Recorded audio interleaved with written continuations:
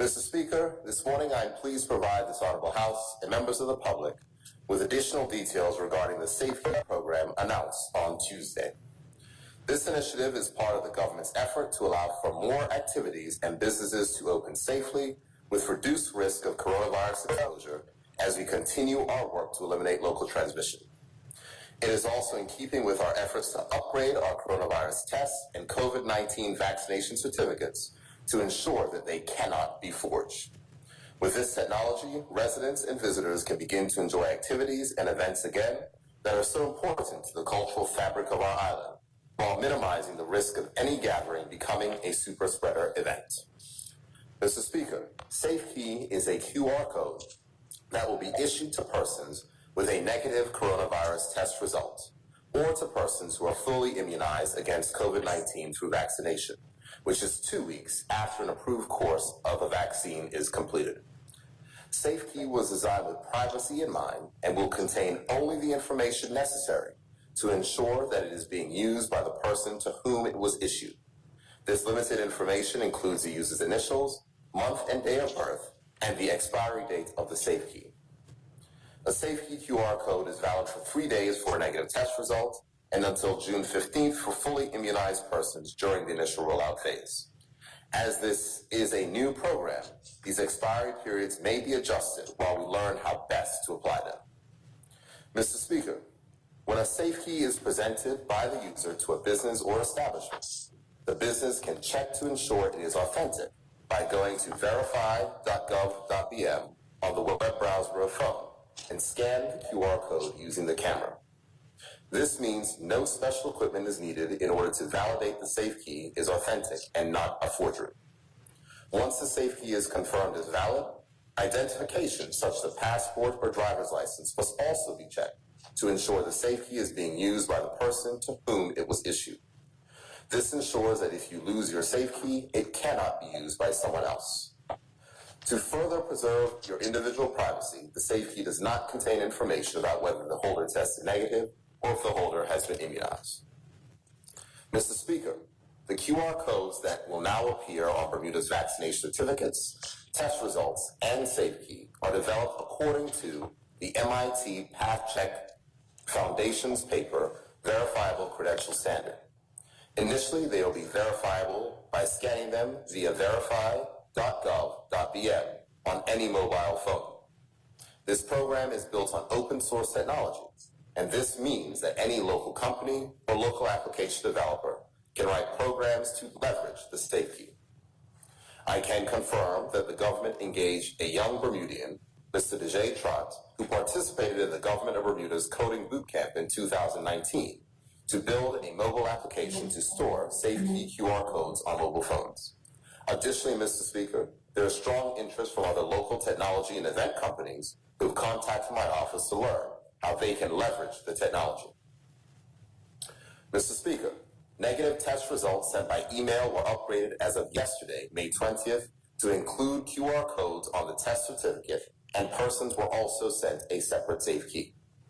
The SafeKey QR codes for immunized persons will be gradually rolled out over the coming weeks, with emails containing a link that persons can click to verify their vaccination record details and be issued an upgraded vaccination certificate as well as a SafeKey. Mr. Speaker, as we look forward to the opening of a new luxury hotel this weekend, it is important that we do not forget our tourists that will be visiting Bermuda. Travelers who are not required to quarantine will receive their SafeKey QR codes with their negative test results. This will ensure that our visitors to the island can also utilize this technology without needing to do anything extra. Mr. Speaker, SafeKey is not a vaccine passport, as you do not need to get a vaccine in order to be issued the QR code to enjoy activities. The initial use for SafeKey will be to allow indoor dining to safely begin again and for churches to increase in-person attendance for corporate worship. The public health regulations are currently being amended to change existing restrictions for indoor dining and churches. Next week, we will look to make further amendments to expand the use of SafeKey to gyms and other high-risk activities. Mr. Speaker, it is important to note that though indoor dining is limited to persons with SafeKey at this time, this will not be the case forever. If Bermuda successfully meets the target, For our move to phase 3 of our reopening, all restaurants will be able to be open for indoor dining for all persons. However, Mr. Speaker, using SafeKey for indoor dining now will allow many businesses to rehire more staff who have been laid off due to the existing restrictions, while we continue our collective work as a country to eliminate local transmission. As a country, we have sacrificed, and this government wants to get as many persons back to work as quickly as possible.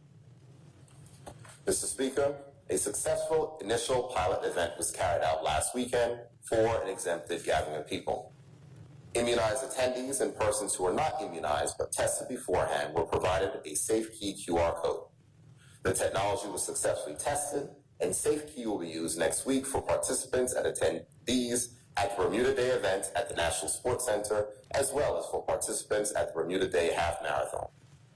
With this new technology, we can boldly move towards the future and plan for events like the annual Cup Match Classic, knowing that there is a method to minimize the risk for fans, staff, and players.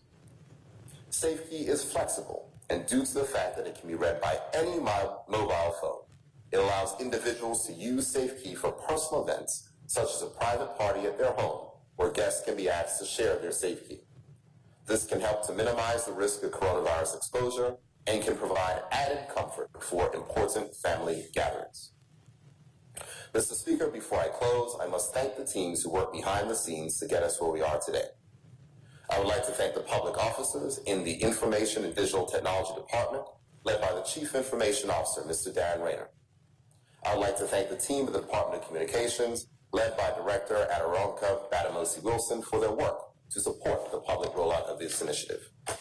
And finally, Mr. Speaker, I would like to thank Mr. Dennis Pitcher, who has given extensive time and effort and adapted the core technology behind this initiative at no additional cost to the Bermuda government.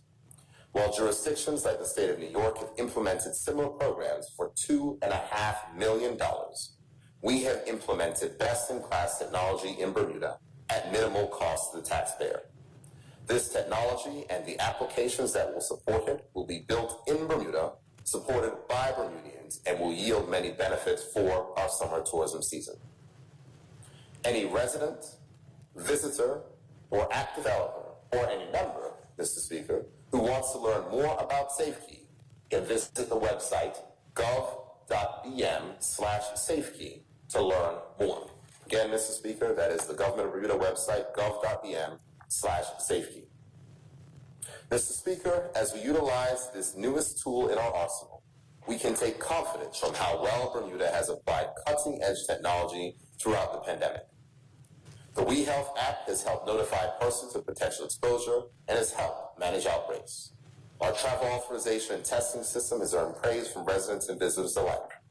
And now we use technology again for the SafeKey program to stay one step ahead of the coronavirus, to support businesses, and continue our drive to get Bermudians back to work. SafeKey has the potential to be a useful tool to help continue our positive trend towards eliminating local transmission while reopening our economy as this government moves Bermuda beyond the pandemic. Thank you, Mr. Speaker.